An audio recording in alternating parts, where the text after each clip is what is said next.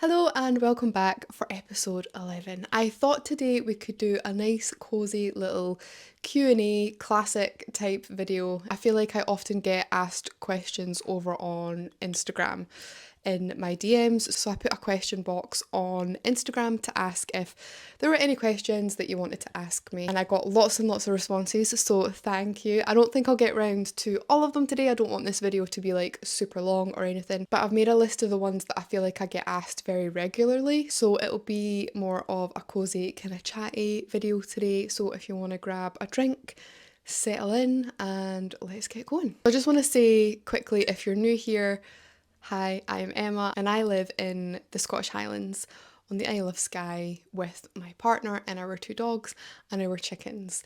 And we made the move from living in the city to living in the Highlands round about 5 years ago.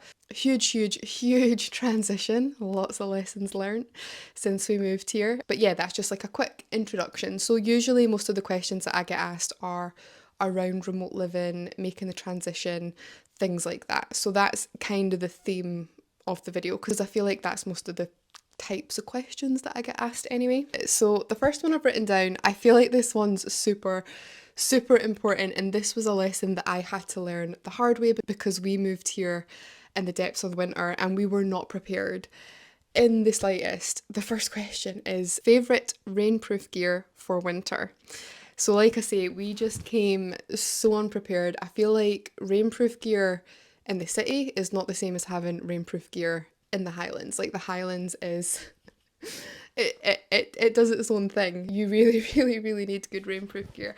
And I genuinely feel like it's only in the last couple of years that we've really figured this out and we're really kind of prepared for all types of weather. So I would say first off, one of the things that's kind of saved me in the last year or so is getting a really good pair of welly boots. I know it sounds so obvious. I feel like I was just in a bad habit of getting like cheap welly boots that were really just not doing the trick. They would leak, your feet would be freezing in them. It's not a vibe. So the welly boots that I have at the moment are from a brand, I believe it's an Australian brand called Merry People. Highly recommend. It's such a good brand of welly boots. The quality of them are fantastic. They're so warm, they're so comfortable, and they actually look really nice as well. You'll often, like in most of my videos, I feel like I'm wearing them in most of my videos. But in terms of keeping your feet dry and warm throughout the winter, just highly recommend. And they can literally be worn with anything because I feel like I've dressed them up so many times, even when I've been back to the city for visits and stuff. They're just amazing. I cannot recommend enough. Then it was actually only this year, was it this year for my birthday that Fraser got me this? Again, it has been an absolute game changer, and it's a dry robe from a brand called Passenger. So if you're not familiar with dry robes, essentially to me, I feel like it's just like wearing a really big waterproof tent. That's what it feels like. It's so oversized. It's got a lovely big hood. It's fleece lined, so it's really warm. Like I never get cold in it, and it is waterproof. There are lots of different brands that do dry robes. Mine is just from a brand called Passenger and I love it. So the second question was top beauty products. I'm pretty simple when it comes to beauty products, nothing too intense, but basically literally since I was 15 I have always used a skincare brand called Liz Earle. Literally been around forever. When I was 15, I don't know for anyone who remembers this, but I believe it first came out on QVC. Does anyone remember QVC, where you could shop from the TV? I feel like it first came out on that, and it was a friend of my mum's that bought me it from QVC, and I've just never used anything else. That's just been it, and I feel like I'm really thankful to have been bought it so young because I feel like it got me into a good skincare routine from such a young age, because I feel like if I hadn't been bought it I wouldn't have known to go out and get it myself. So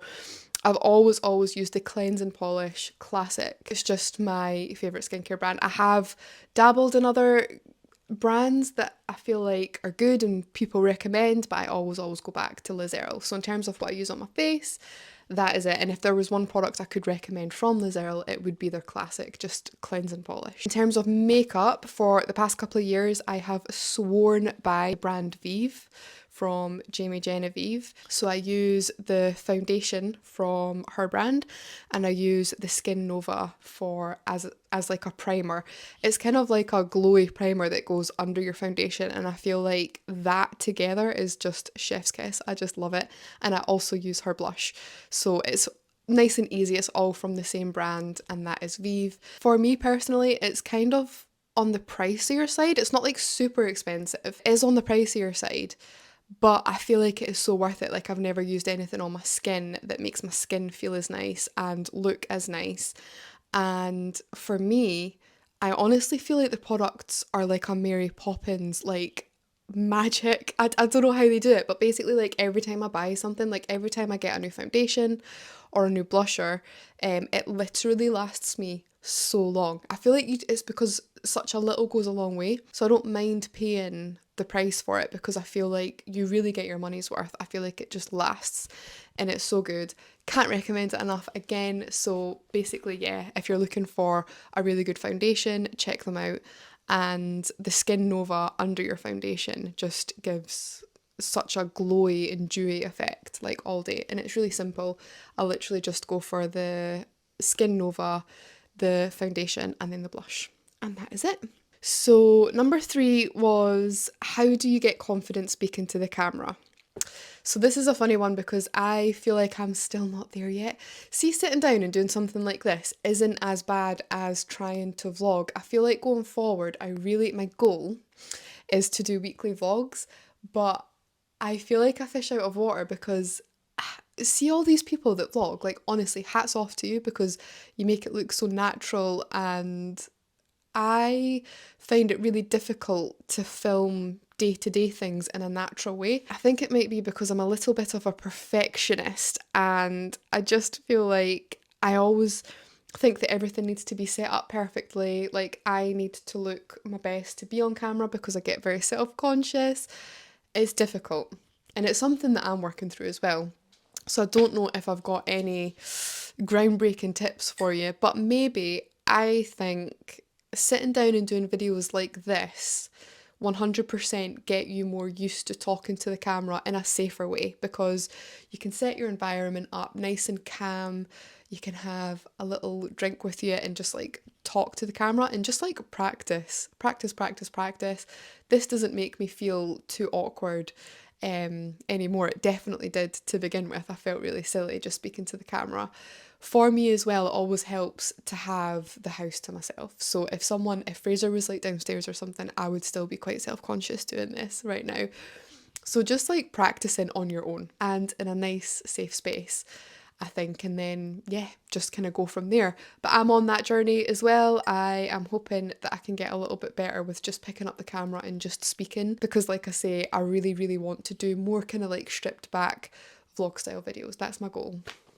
So yeah, hopefully we can get there together. Number 4 is, how do I work in the rain without getting my camera wet? So this is a funny one. I genuinely had that question when I first started out in photography. I had a fear of shooting in the rain. If I had a couple booked in for a couple session and it started to rain, like that was it, my anxiety was through the roof. To be fair, sometimes I still get like that if it's really bad. However, there's a very easy way to kind of get around this, and basically I don't have any now because I've lost the 2 I have. I have ordered some more from Amazon, but it's essentially like a little plastic bag that kind of like wraps around your camera, and it keeps your camera dry from the rain.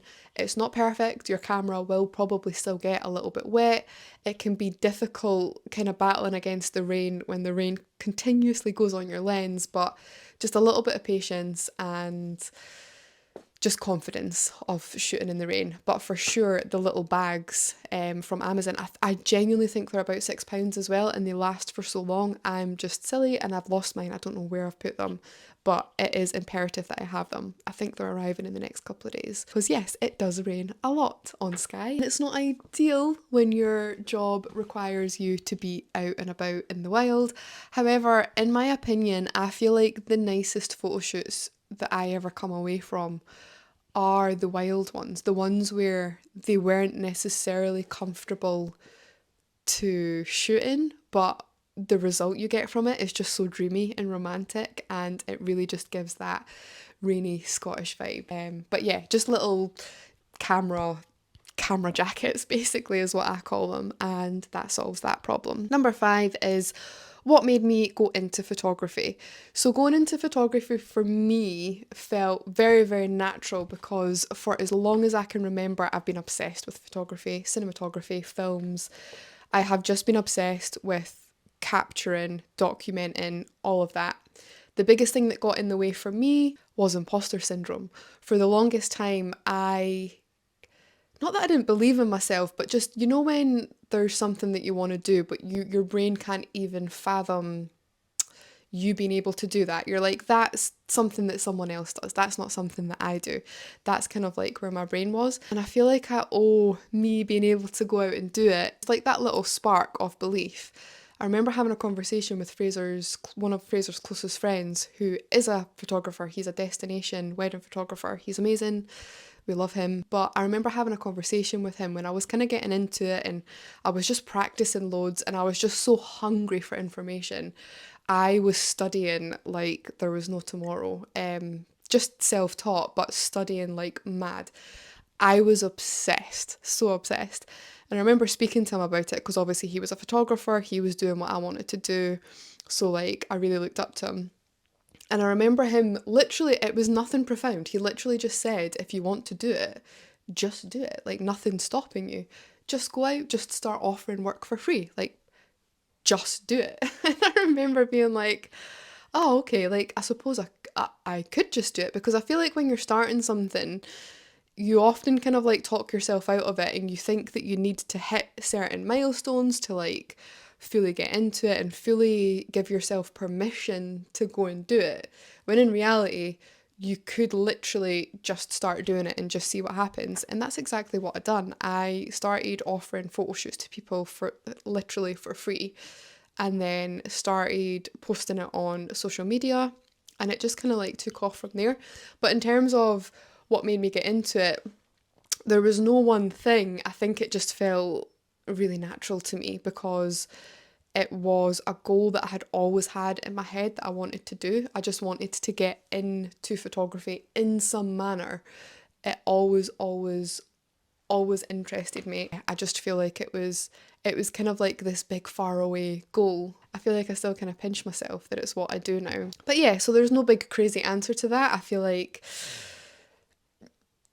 when you're so passionate about something, it just kind of feels natural that you gravitate towards it. So number 6 is, do I ever feel lonely living in the Highlands? If so, how do I manage it? So for sure, yeah, I think straight away the answer to that is yes. I think because I'm such an introvert though, my capacity for spending alone time is so much bigger than a lot of people that I know. I think Fraser's a little bit the same.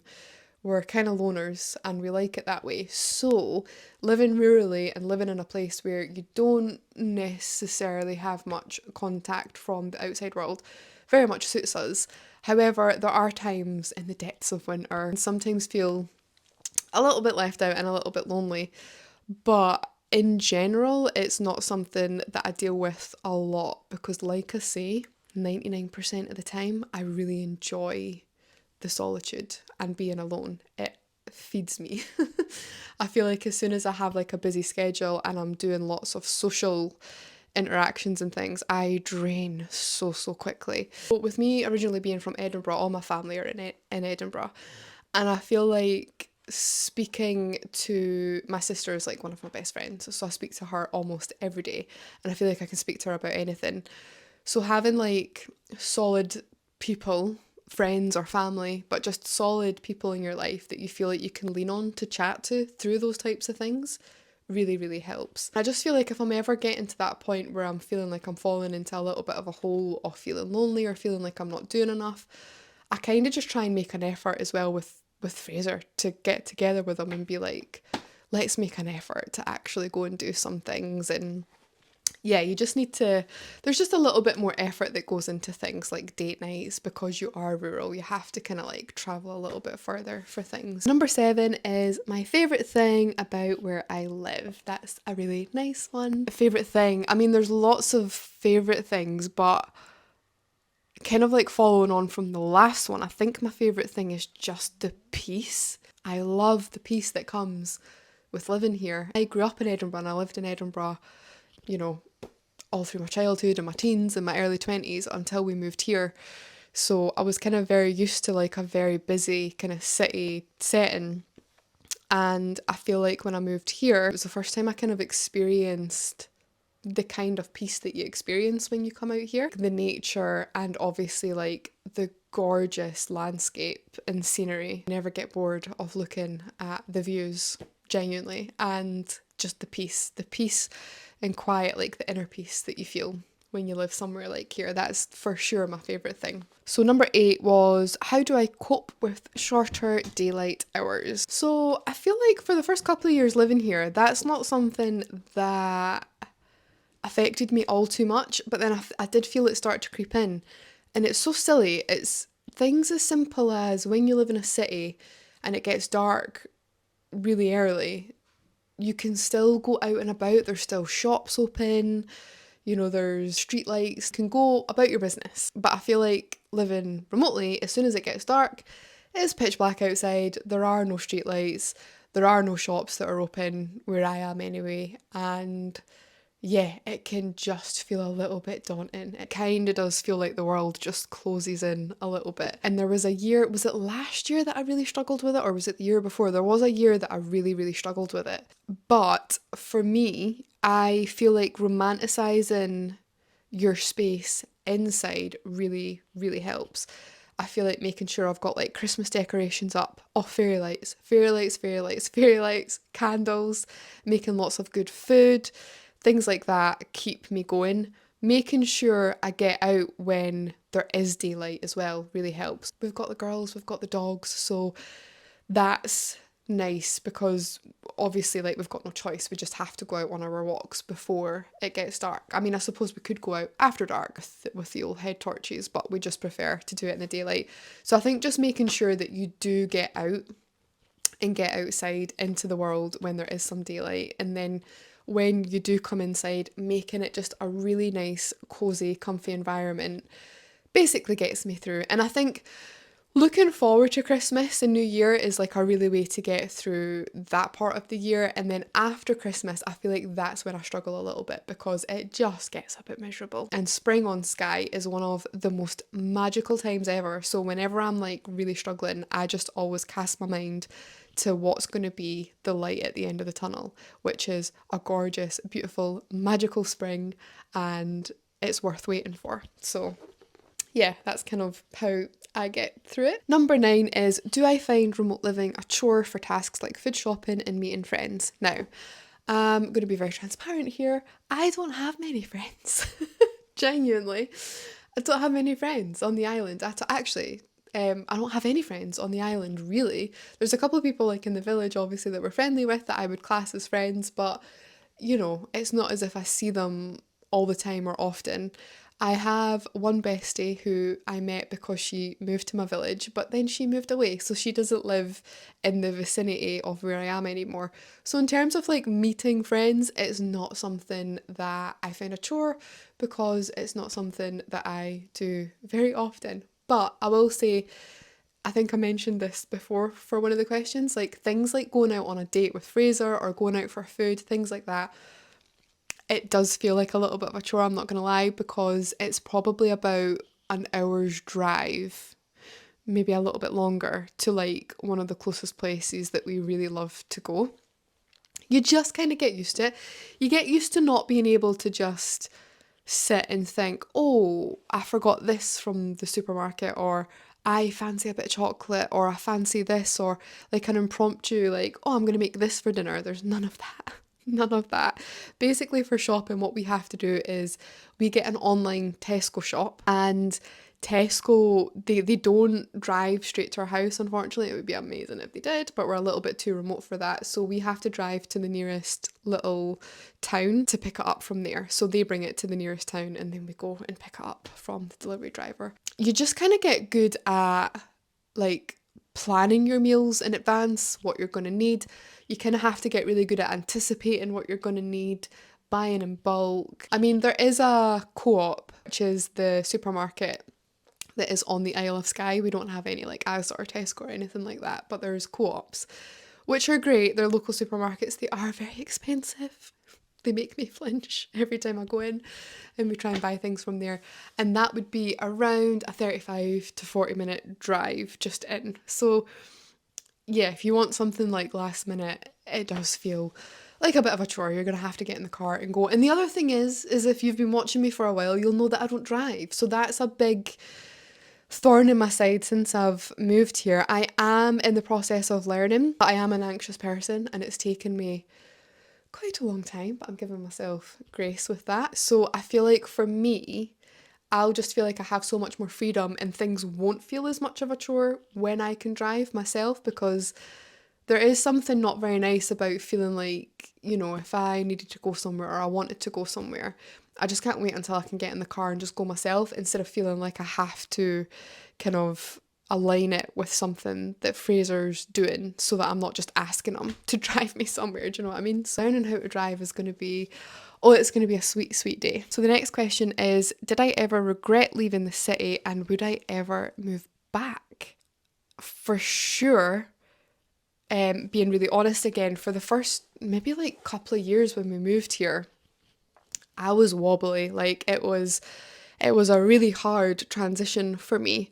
For lots of reasons though, when we first moved here, Fraser didn't have a job on the island yet, so he still had a job back in Edinburgh. So he had to go back to work in Edinburgh, which meant that I was living rurally on my own, having just bought our first house together. Like that was a first for me. This is the first home I've ever bought. Essentially plunged into living by myself, but also living super rurally, friends and family, like a 5 hour drive away in the depths of winter when it's like notoriously the hardest time to live on the island, and without Fraser. It was really, really difficult.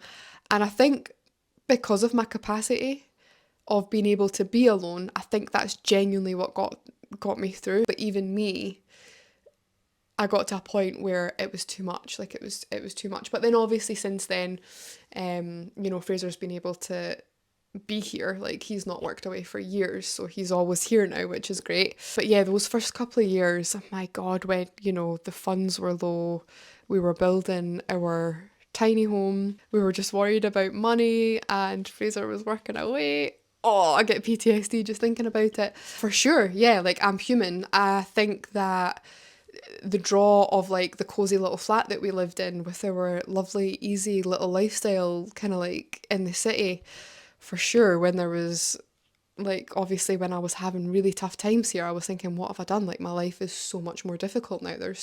There's so much more friction in my life now. Like, why have I done this? 100%.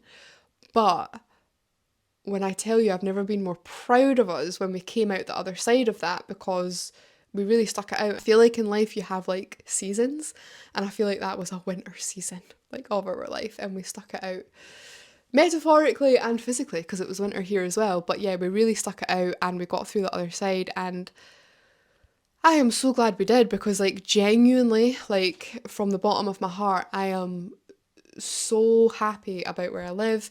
I love it. I love living so rurally. I love living in amongst nature. One of the things that I found a little bit more difficult when I moved here was the fact that your life kind of had to revolve around what was going on outside. And I know that that's kind of true for city living as well. Obviously, if it's raining, you're maybe going to change your plans a little bit. But the weather's quite extreme here, and I feel like you kind of just have to revolve what's going on. Like, you know, you have to like winter prep and storm prep and all these things. And I just feel like you get used to molding your life around nature. And when I first moved here, I had a lot of resistance to that. And I feel like I was quite frustrated and annoyed at that. I just really wanted to still be able to do everything I wanted to do when I wanted to do it. But now I feel like I've fully surrendered, and I love going with the flow of the seasons now. Like, I love it. I love feeling like I'm more in tune with the seasons and the way that I live my life, the way I'm, full on in the summer, and then I kind of take a step back in the winter.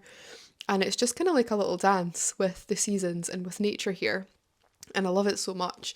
And I would genuinely never want to move back to the city. But one thing I will say is, because I live here now, rurally, I find that when I go on holiday, I love city holidays. Like, we went to San Francisco in February for an elopement that I was doing. It was amazing. Being able to take a little break away to go to the city where there's lots of options to go and eat. There's so many nice restaurants and coffee shops. It's just amazing. I love it so much. Whereas before, when I lived in the city, I loved to come places like Skye for a holiday to get away from the city and things. So I feel like it's kind of like switched on its head, and I much prefer this way of life where 90% of the time I'm living rurally, but then I have my little city breaks and things, as opposed to living in the city and having the little breaks out in the sticks. And I know that so many people prefer it that way, like having the city and the kind of like bustling life, and having the convenience of living in the city, but then going kind of away to have a bit of brain space or whatever. But I love this way of living. But no, yeah, for sure. I don't know if Fraser would ever say he regretted it. I don't think he ever had actual regrets. But oh yeah, there was times where I was like, what have we done? Like, what have we done?